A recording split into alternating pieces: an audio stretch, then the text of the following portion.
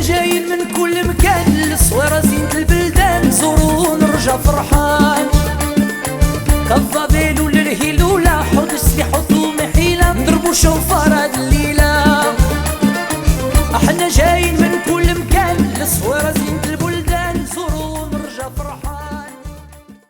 Du premier cours qu'on a fait, le dernier cours qu'on a fait, c'était les Nishmat, Madame Twito Zichronah Lebracha. Et maintenant, ce cours-là, c'est les Nishmat, Abé Aaron Bishlomo, et Sultana, la famille Akna Zichronah Lebracha. Zichronah Lebracha, que Hachem repose son âme en paix. Donc, tout à l'heure, mes amis, nous avons dit sur lui que c'était un homme effacé, un homme tzaddik, un homme qui était bien, très très bien. D'ailleurs, on voit ses enfants, Blayanara, comment ils sont bien.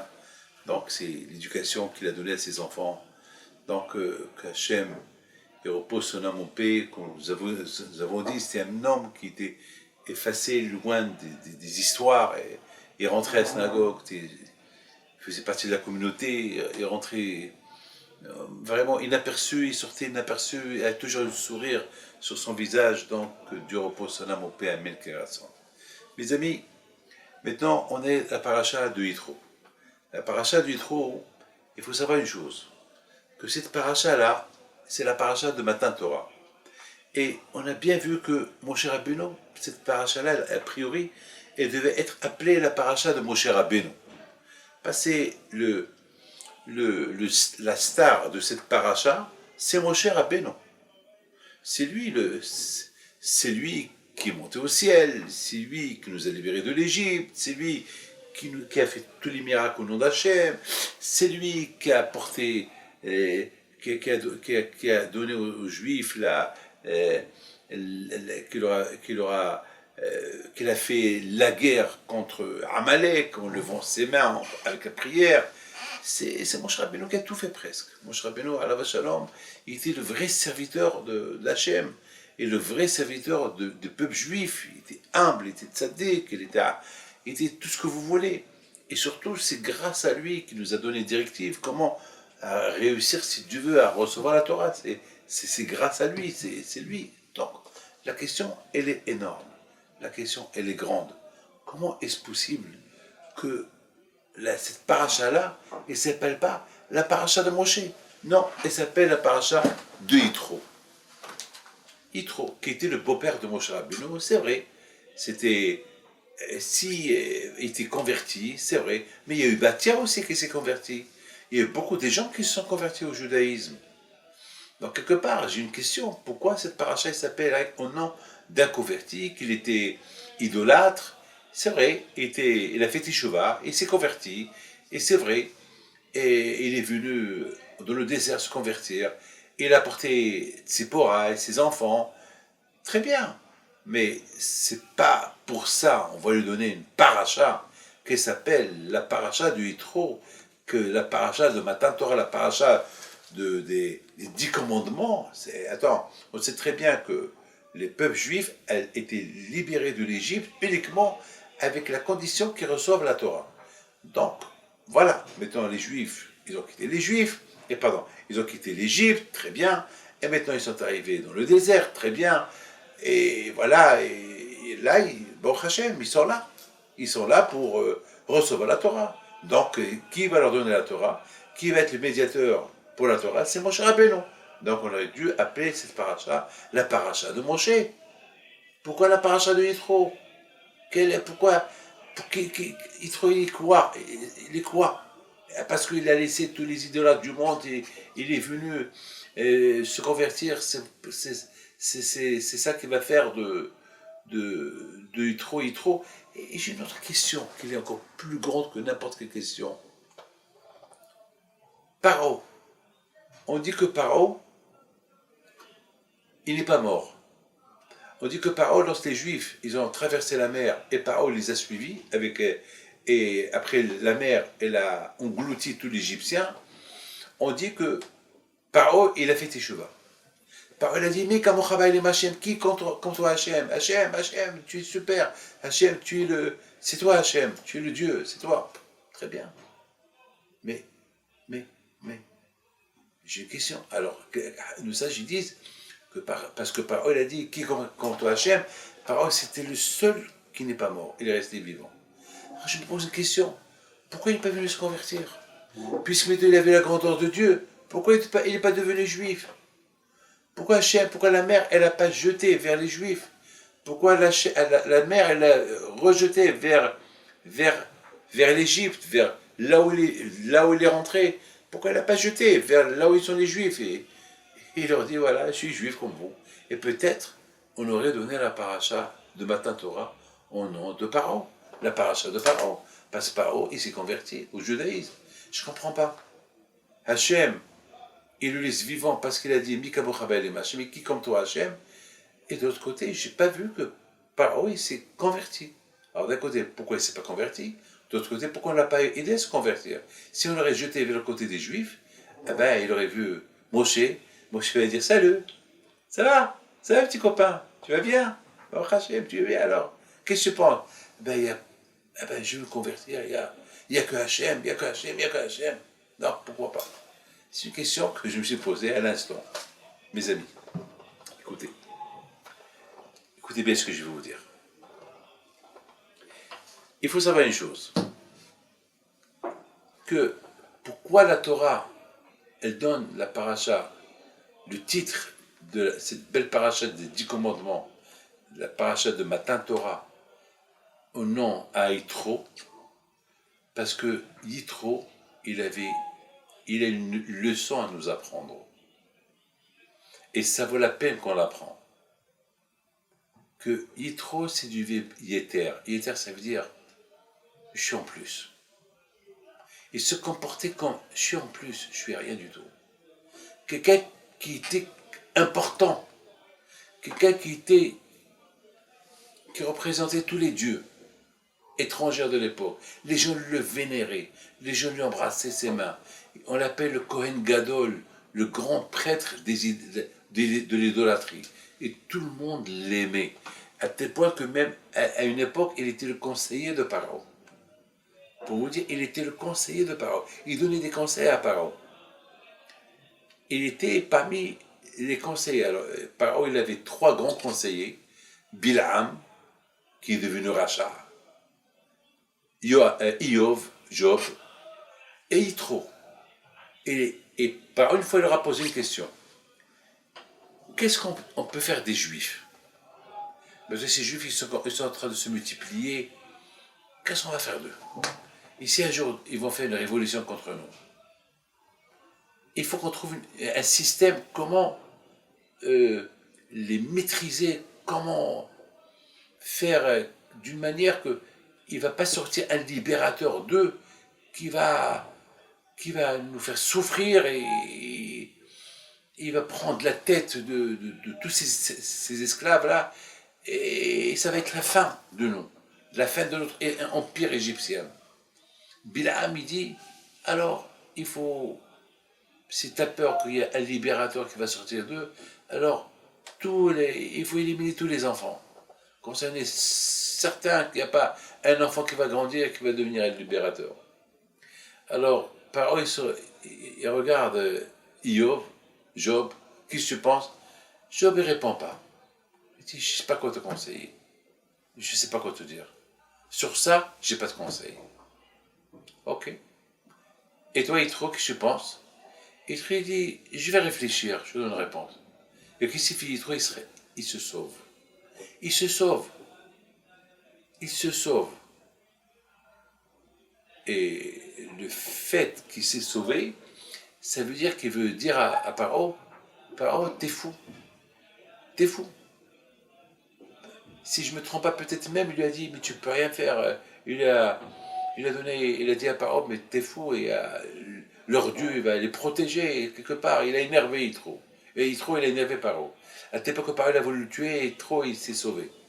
On voit que Yitro, quand même qu'il était considéré comme le grand prêtre, mais il a compris, lui-même il a compris. Il est arrivé à une conclusion. Ces Juifs-là, leur Dieu, c'est ils viennent, ils sont les descendants d'Abraham, Yitzhak et Yaakov, qu'ils étaient protégés par Hachem. Et Hachem, il va les protéger. Hachem, il a 1000 façons pour protéger le nouveau, celui qui va les libérer un jour. On ne peut pas. C'est-à-dire qu'avec toute la grandeur où il se trouvait par Yitro, il s'est annulé devant Hachem pour donner un mauvais conseil à Paro comme Bilam. Comme Bilam a dit, détruis-les, tue les enfants. Yitro, quand même, il a reconnu à cette époque-là, à une époque, il pouvait avoir encore une promotion chez Paro. Qu'est-ce qu'il fait, Yitro? Au lieu qu'il donne un mauvais conseil à Paro contre les Juifs pour avoir une promotion, il a préféré dire la vérité. On ne fait pas la guerre contre Dieu des Juifs. Le Dieu d'Abraham, Yitzhak et Yaakov. Et après, il s'est sauvé. Et à partir de là, Yitro, il a pris distance de tous les idolâtries de l'époque. Donc, mes amis, c'est quelque chose qui est très important à apprendre de Yitro. La Torah veut nous apprendre, c'est quoi Yeter. Yeter, ça veut dire s'annuler. Le premier qui s'est annulé, même avant Moshe Rabbeinu, c'était Yitro, parce que Moshe Rabbeinu, il est né après cette déclaration de Yitro. Mais Moshe Rabbeinu était l'homme le plus humble du monde. Mais quelqu'un déjà, il a commencé à être humble, à être annulé, à être effacé. C'est Yitro. Parce que, à une époque qui pouvait garantir une promotion de l'hiérarchie égyptienne avec Paro, c'est de donner un mauvais conseil à Paro contre les Juifs, et là Paro il va lui donner une promotion comme qu'il a donné à Bilam.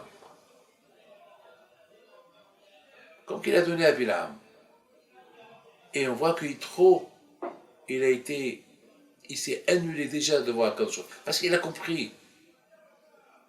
Alors Akadosh lui a donné une bonne récompense à Yitro. Il dit, toi qui a parlé du bien des Juifs, toi qui s'est annulé devant mon nom par rapport à ce que tu vaux, toi tu es le prêtre des dieux, et soudainement tu me reconnais comme Dieu, et tu reconnais Abraham et Yaakov, que je suis leur Dieu, tu reconnais le peuple juif, alors de toi il va sortir des tzadikim. Ouais, voilà Rabotai. C'est la raison, Rabotai, pourquoi la Torah elle a donné cette paracha au nom de Yitro. Pour te dire que déjà, pour avoir le zéchut, avoir le mérite, qu'un jour tu seras le garant de la Torah, et pour faire Torah et mitzvot, il faut s'annuler. Il faut avoir cette midda, cette qualité d'effacer, s'annuler, pas s'énerver, voilà. Et reconnaître la vérité. Parce que celui qui reconnaît la vérité, il s'efface. Il y a beaucoup de fois, il y a des gens, à côté de la vérité, pour ne pas avoir honte, ils vont dire le mensonge. Alors, ils vont mentir. Pourquoi? Parce qu'ils ont honte d'eux. Parce qu'il y a une vérité, enfin, par exemple, on voit Yehuda. Pourquoi Yehuda, Mashiach est sorti de lui? Parce que, au moment qu'il devait avouer sa faute, il avait honte, il aurait pu avoir honte d'avouer sa faute et dire non, j'ai rien fait. Et on va le croire. Et qu'est-ce qu'a fait Yehuda? Il a dit non, j'ai fait la faute. J'avoue, j'ai fait. Quand je lui ai dit tu avoues que tu as fait, alors de toi il sortira Mashiach. Puisque tu as dit la vérité, tu n'as pas vu la honte. Eh bien, Rabotai, regardez bien. Regardez très bien, mes amis. On a vu que Yaakov Avinu, lorsqu'il est parti en Égypte, avant qu'il arrive en Égypte, il dit à Yehuda, va Yehuda en Égypte, prépare-moi la synagogue, prépare-moi les synagogues pour la famille. Alors, et prépare-moi des écoles et mikvé et tout pour la famille. La question se pose, pourquoi il a envoyé que Yehuda? Pourquoi il n'a pas envoyé un autre? Il a des enfants, Youssef. Pourquoi il a envoyé que Yehuda? La réponse, elle est, Parce qu'Yehuda était Emet.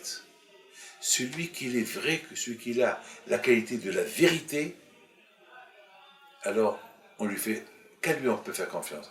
Parce qu'Yehuda, il était vrai. Parce qu'Yehuda, au moment qu'il devait subir une honte, il aurait pu mentir par rapport à son statut, parce que Yehuda, à cette époque, c'était lui le roi de ses frères. Donc pour ne pas avoir honte, il aurait pu mentir. Non, il a préféré mentir et dire la vérité. Non, pardon, il a préféré avoir honte et dire la vérité. Alors, quand je vois Yaakov Abinu, il dit à Yehuda, puisque toi tu es quelqu'un qui est maître, qui est juste, et la Torah, elle est juste, et alors il n'y a qu'un juste qui peut s'occuper du juste, la Torah. Alors c'est toi qui vas y préparer les synagogues et tout ce qui est spirituel pour la famille en Égypte. Mes amis, Yitro, pendant un moment qu'il aurait pu garantir une promotion de l'hiérarchie égyptienne en disant à Paro, ce que Bilham te dit, fais-le. Et je suis d'accord avec Bilham. Qu'est-ce qu'il fait Yitro? Il est contre l'avis de Bilham.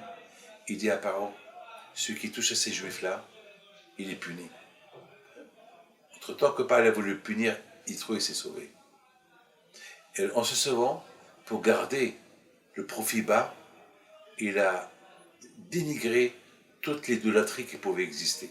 À tel point que même les gens de sa famille, les gens de son pays, de Midian, ils n'ont pas accepté ses filles qu'ils étaient des bergères. Chaque fois que ces filles, ils approchaient les puits d'eau, les points d'eau pour les animaux, on les chassait. Ils étaient contre eux. Voilà comme la Torah est dit dans la paracha de Shemot. Mes amis, c'est ça qui a fait de Yitro que la Torah est venue nous apprendre que pour acquérir la Torah, pour acquérir les 10 commandements et acquérir tous les 613 mitzvot, il faut qu'il y ait ce qu'on appelle être humble, être effacé, être en plus. Et Yitro, il se sent peut-être en plus. Et surtout maintenant que Yitro, il voit que Hachem, avec tous les miracles que Hachem a fait à son peuple, et que maintenant ils ont quitté l'Égypte, Yitro maintenant, il se sent encore plus et plus, il était encore plus effacé qu'avant. Parce que maintenant il voit la vérité. Même ils s'en voulaient pourquoi il était le prêtre de Midian. Et pourquoi il représentait tous les idolâtres de l'époque. Quelle bêtise j'ai fait. Ça, c'est là où Yitro est arrivé. C'est la raison pourquoi la Torah lui a donné une paracha qui porte son nom. Et mes amis, il faut savoir une chose, que celui qui, si on veut vraiment l'union, pourquoi aujourd'hui il y a beaucoup des histoires dans les communautés? Pourquoi il y a des histoires dans les foyers? Parce qu'il n'y a pas l'union. Parce qu'il n'y a pas Ahdout. Il n'y a pas Ahdout. Vous savez pourquoi il y a la mezouza à la porte, à côté de la porte, dès que tu rentres chez toi à la maison, il y a la mezouza. Pourquoi il y a la mezouza? Quelle est la raison qu'il y a la mezouza? Vous savez pourquoi il y a la mezouza? Cette mezouza, elle te rappelle une chose. Il ne faut pas laisser la colère rentrer à la maison. Il ne faut pas laisser les mauvaises choses rentrer à la maison. Le nom Shaddai, c'est-à-dire Shomer Datut Israël. Le nom Shaddai, c'est le Dieu qui protège les portes juives. Shomer, Shaddai. Mais ce nom-là de Shaddai, qui représente Dai, ça suffit. Ça veut dire que lorsque quelqu'un il est en colère dehors, lorsqu'il arrive chez lui, il faut qu'il laisse la colère dehors et qu'il la fasse pas rentrer chez lui à la maison. Comme qu'ils disent dans beaucoup des livres de comment ça s'appelle, malheureusement, aujourd'hui, il y a beaucoup d'instruments qui sont graves, qui sont mauvaises, et on les fait rentrer à la maison. C'est-à-dire qu'on fait rentrer la rue dans la maison. Et c'est la raison pourquoi il y a la mezouza. La mezouza qui te dit, Dai, arrête. Le mot Dai, c'est arrête. Ces instruments-là, ces choses mauvaises, ne fais pas rentrer à la maison. Et ça veut dire, ou bien, tu es coléreux, ne fais pas rentrer la colère à la maison. Laisse-la dehors. La mezouza, elle te rappelle, même à l'intérieur de la maison, d'une chambre à l'autre, il y a là-bas des mezuzot. Pour te rappeler aussi, ça peut arriver qu'un homme peut s'énerver sur sa femme et il se trouve à la cuisine, alors que s'il va rentrer dans sa chambre pour lui crier pour l'insulter. Dès qu'il rentre, il va rentrer dans la chambre de sa femme, il voit la mezouza qui le rappelle, Dai, arrête, arrête, arrête, calme-toi. Voilà, c'est ça. Mes amis, je pense, vous savez, je me suis posé une question. La question que je me suis posée, pourquoi Hachem il a voulu que les Juifs ils font comment ça s'appelle la dernière mitzvah qu'ils ont fait en Égypte, c'est le Korban Pessah, le sacrifice de Pessah. Ils l'ont fait en Égypte et après ils ont quitté l'Égypte. Alors je me suis posé une question, pourquoi ce sacrifice-là, pourquoi ils ne l'ont pas fait en dehors de l'Égypte? Pourquoi en Égypte? Vous allez me dire que, parce qu'à l'époque, les Égyptiens, ils vénéraient les agneaux, ils vénéraient les brebis, ils vénéraient beaucoup Alors, vous allez me dire que c'est Hachem, il a voulu que les bénis Israël, ils montrent aux Égyptiens, voilà votre Dieu. Vous vénérez les animaux, voilà ce qu'on va faire aux animaux. Ils ont égorgé les animaux, ils ont fait du bichoui, ils ont mangé devant les Égyptiens. Ils ont voulu montrer aux Égyptiens que votre Dieu, c'est pas un Dieu. Voilà. On n'a pas. Voilà, si vraiment votre Dieu c'est un Dieu, alors pourquoi il ne se venge pas de nous? Et quelque part, les Égyptiens, ils ont vu que les Juifs, ça les énervait parce que pour eux, ils sont en train de manger leur Dieu, ils sont en train de brûler, de griller leur Dieu, de le manger, ça les a énervés. Mais de l'autre côté aussi, ils ont vu comment Hachem il est en train de se venger même de leur Dieu. Ah, mais ça va, ça résonne, mais quand même, le fait déjà que les Juifs, ils ont accroché, et ils ont pris, comment ça s'appelle, le veau égyptien, l'agneau en Égypte, fait déjà qu'ils l'ont attaché avec une ficelle pour l'égorger plus tard, ça suffit. Mais pourquoi ils ont fait ça en Égypte? Alors, vous allez dire parce qu'ils ont voulu montrer aux Égyptiens, on n'a pas peur de vous. Mais quand même, il faut qu'on essaie de comprendre quelle est la raison pourquoi cette mitzvah-là, elle est unique avant la sortie. Et est-ce qu'il n'y avait pas une autre mitzvah à faire? C'est vrai, ils ont fait la Brit Mila. Et la deuxième mitzvah qu'ils ont fait, c'est de faire le sacrifice pascal. Ils ont égorgé l'idolâtrie égyptienne devant les Égyptiens. Et est-ce qu'il n'y a pas autre chose à faire? Il n'y a que ça. Il doit y avoir une autre chose à faire.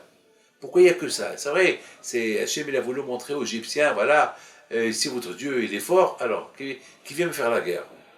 Donc quelque part, le bon Dieu il les a humiliés. Il a humilié ces Égyptiens qui étaient idolâtries, qui vénéraient les animaux. Très bien, d'accord, je comprends. Mais est-ce qu'il n'y a pas autre chose? Il n'y a que ça. Mes amis,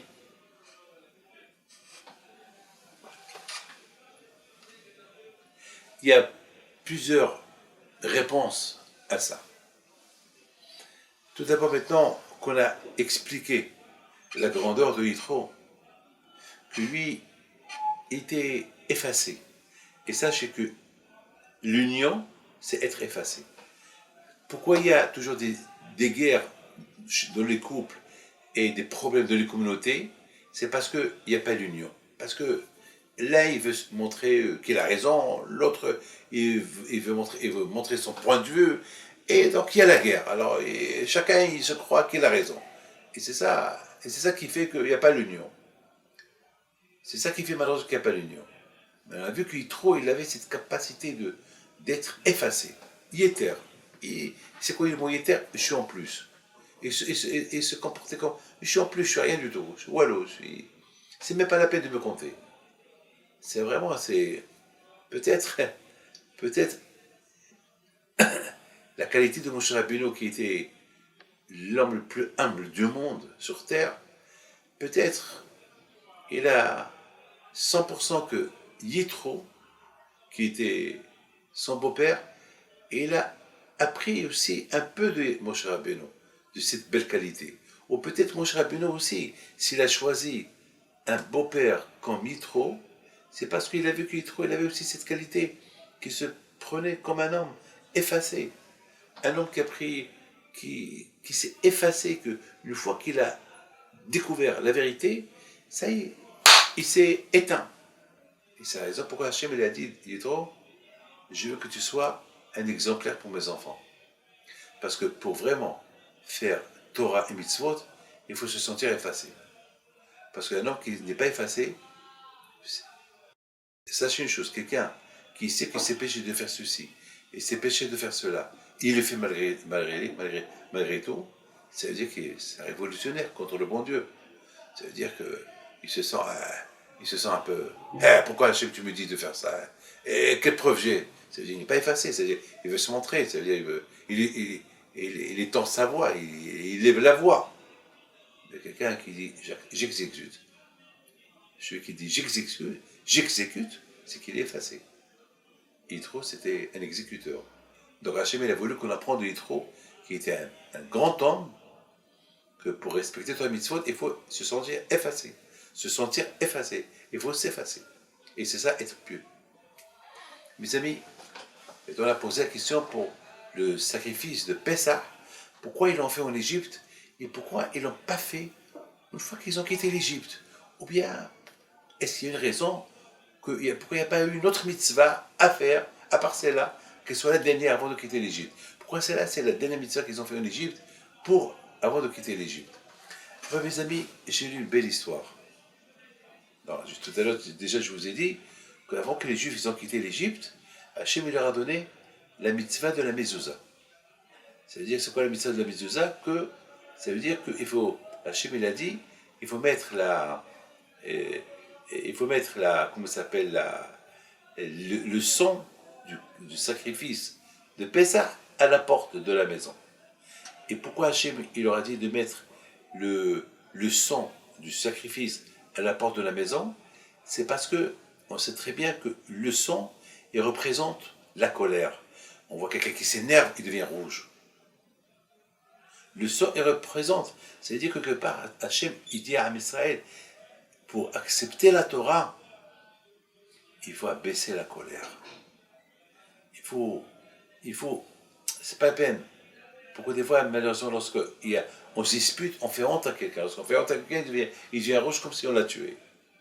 C'est-à-dire que la Torah, elle te montre, pour le Shlom Bayit, il faut toujours laisser le son dehors, la colère dehors, la honte dehors, pas peine de faire honte à quelqu'un d'autre sur honte. C'est ça. Et c'est aussi le symbole de la mezouza. Cette mezouza-là, elle te rappelle, d'aïe, arrête.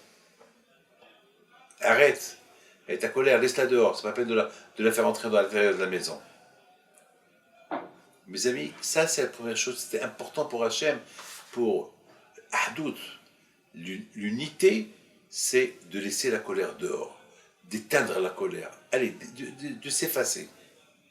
Ça, c'est important pour Am Israël de quitter l'Égypte avec ça. Et aussi, c'est important pour Hachem de montrer au Bnei Israël que s'il quitte l'Égypte, il faut qu'il quitte l'Égypte avec Ahdout, avec l'unité, avec l'union, pour recevoir la Torah. Parce que la Torah, sans l'union, c'est la raison pourquoi, quand je me retrouve maintenant, il leur a donné aussi cette mitzvah-là comment ça s'appelle, cette mitzvah-là cette mitzvah de Korban Pessah. Alors, j'ai vu dans un livre, dans une feuille, qui dit quelque chose de Shalom La'am. Et il dit que c'était important pour Hachem, et il apporte une belle histoire. Il y avait une fois dans un immeuble, ils ont voulu, les voisins, ils se sont tous réunis pour essayer de trouver une solution pour agrandir un peu la maison, pour l'immeuble, parce qu'ils étaient un peu les uns contre les autres, sur les autres, il y avait beaucoup des familles nombreuses, il n'y avait pas de place pour tout le monde. Ils sont réunis dans une des maisons, et il y a un qui dit, voilà, on peut, si chacun donne 50 000 francs, alors 50 000 euros, alors chacun, on va prendre telle et telle entreprise pour qu'on ajoute une chambre du bas au haut, une chambre et demie pour chacun de nous. Alors, il pose une question, un voisin pose une question, combien ça va coûter? Ça va coûter 50 000 francs, 50 000 euros. Alors, il dit, mais moi, j'ai un cousin qui peut, c'est un entrepreneur, il peut nous le faire 40 000 euros chacun. L'autre, il dit, non, mais non, 40 000 euros, c'est cher. Moi, je connais quelqu'un qui va le faire à 30 000 euros. Et l'autre, il dit, non, mais c'est cher. Et après, à la fin, il y a eu des histoires entre tous, ils sont partis. Les enfants des voisins, ils ont vu tout ça. Ils avaient de la peine, dommage. Voilà, au lieu qu'ils arrangent les choses, nos parents, ils sont disputés, ils sont partis, dommage. C'est très dommage. Alors les enfants, ils ont dit, venez, on va essayer de trouver nous-mêmes une solution, comment amener nos parents à discuter si Dieu veut, pour arranger les choses. Bien, pour qu'ils nous agissent, parce que quand même, on est serré quand même. Et nos parents, ils sont un peu fous, ils sont réunis pour arranger, ils sont disputés, chacun, il veut apporter son entreprise. Et, bon, qu'est-ce qu'ils ont fait? Ils ont décidé ils ont imaginé une belle idée de prendre la salle. Il y avait une salle dans l'immeuble et ils l'ont aménagée, ils ont acheté à manger, ils ont décoré entre eux et ils ont invité leurs parents une surprise. Chacun a amené, papa, il y a une surprise et les parents ils arrivent tous à 7 heures et tout le monde rentre dans cette salle, ils voient Shalom Abba, bonjour papa, surprise. Et les parents étaient super contents de voir que leur enfant, ils leur ont fait une surprise. Donc tout le monde était là, tout le monde était content. Et puis les enfants, ils ont commencé à chanter papa, papa, papa, papa, papa, papa, maman, papa. Et ils chantaient, on vit serré, allez, arrangez-vous pour construire, ajouter une chambre. Et puis ils étaient tellement émerveillés de leur enfant, de ce qu'ils ont fait. Et puis après le repas, les parents ils étaient en train de se voir entre eux, ben, ils ont pris la décision d'apporter une entreprise et chacun il a payé ce qu'il doit payer et après quelques temps chaque maison, chaque appartement il a eu sa chambre ou deux chambres convenues sans guerre, sans rien du tout. Grâce à qui? Grâce au repas des enfants qu'ils ont fait. Donc là on a gagné deux choses. Qu'est-ce qu'on a gagné? Les enfants, ils ont apporté la paix chez leurs parents et ils ont gagné aussi la maison. Mes amis, c'était important pour Hachem que les bénis d'Israël quittent l'Égypte dans la joie, dans la paix, avec un bon repas, un repas collectif. Ils ont fait le Corban Pessah, le sacrifice pascal. Mais ce n'est pas tout le monde qui avait assez pour tout le monde. Parce que ils étaient je sais pas moi. Donc la Torah, elle a donné une idée que le Korban, parce que l'idée elle est bonne, Hachem veut que chacun il fait un sacrifice, mais c'est pas tout le monde qui avait un sacrifice. Il y avait ceux qui avaient, il y avait des familles nombreuses, c'était une brebis ou un mouton ou une chèvre, c'était pas assez pour toute la famille. Alors Hachem il a dit non. Et faites ceux qui n'ont pas assez, ils peuvent s'associer avec un autre. Comme ça, il y a une fête collective, une fête familiale. Donc, c'est ce qu'ils ont fait. Ils ont fait une fête familiale en Égypte, et ceux qui ne pouvaient pas se régaler tout seuls, donc il a dit à son copain, je vais terminer mon repas chez toi parce que le repas que je vais, c'est pas assez pour tout le monde. Alors, je vais m'associer aussi avec toi. Donc, il y avait un repas collectif. Donc, Hachem, il a préparé les Juifs dans cette atmosphère d'union avant qu'ils aient quitté l'Égypte. Et grâce à ça, ils ont eu la Géoula. Donc maintenant, vous comprenez, ce qui était important pour Hachem. Ce qui était important pour Hachem, c'est l'union. Mais je réponds à ma question. Que c'est la raison pourquoi, grâce à cette union avec laquelle ils ont quitté l'Égypte, ça les a aidés à être unis en sortant de l'Égypte. Et ça les a aidés à faire Azeh Moshe Bnei Israël. Tout le monde a chanté avec Moshe Rabbeinu. On dirait que tout le monde a su chanter, alors que cette chanson de Azeh Moshe, ils l'ont pas préparée. Et soudainement, tout le monde l'a chantée. On dirait qu'ils l'ont préparée. Pour comment? Eh bien, c'est ça qui fait. Lorsqu'il y a l'union, lorsqu'Am Israël il est uni, alors qu'Hashbaruch il donne la hurma de l'union Hachem il donne la Chokhmah à chacun de nous, parce qu'Hachem il sait que je vais aider mon prochain, alors quand je me mets dans ma tête, qu'est-ce que mon prochain il a besoin pour que je l'aide. Beaucoup de fois ça arrive que lorsqu'un homme il aime sa femme, il ne sait pas que lui acheter. Alors quand je et bien, il y a la paix chez eux, et bien Hachem va lui mettre dans sa tête quoi acheter à sa femme, et sa femme va être heureuse de ce que son mari va lui acheter. C'est pas parce que son mari était génial, non, parce qu'il y a un amour sincère entre le couple. Lorsqu'il y a un amour sincère entre le couple, alors quand il aide le couple à continuer à vivre dans la paix et dans la sérénité.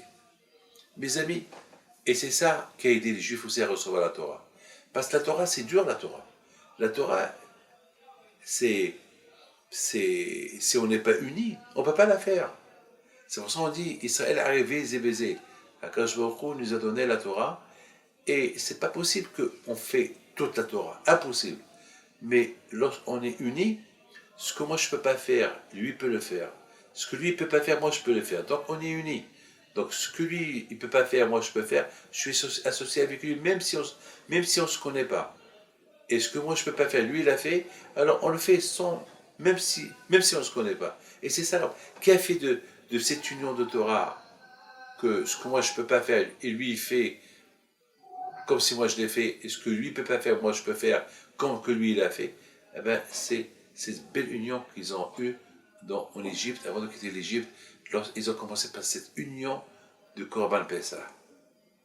Lorsqu'Hachem il a dit au Bnei Israël, vous savez, que chacun doit prendre un agneau et le manger et le griller avant qu'il quitte l'Égypte. Mais un agneau, c'est pas assez pour tout le monde.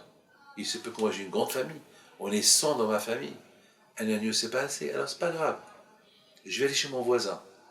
Alors avant que son voisin il égorge son agneau, je vais lui dire, tu sais mon frère, que moi j'ai mon agneau que je vais faire pour Pessah, mais c'est pas assez pour toute ma famille. Alors je peux m'associer dans le tien. Bien sûr, tfaddal, viens, mets tes mains et viens. Alors et après je vais chez un autre parce que chez lui aussi il n'y a pas assez. Donc voilà, donc c'est une fête familiale pour tout le monde. Et toute cette fête familiale pour tout le monde, pour préparer à Israël à vivre dans l'union avant de quitter l'Égypte. Eh bien mes amis, la vraie union, c'est de se sentir effacé, effacé. Parce que quelqu'un qui est orgueilleux, ça n'existe pas chez lui l'union. L'orgueil, c'est le contraire de l'union. Effacé, c'est l'union. Mes amis, ce cours de Torah-là, il soit les Nishmat, notre cher ami qu'on connaît très bien, Monsieur Aaron Ben Shlomo et Sultana Akna, que son âme réside en paix. Amen. Donc vous voyez, le but de la Torah, c'est l'union. Lorsqu'il y a l'union, donc, et se sentir effacé, c'est ça qui fait qu'on peut faire la Torah. Donc Hachem vous protège. Amen.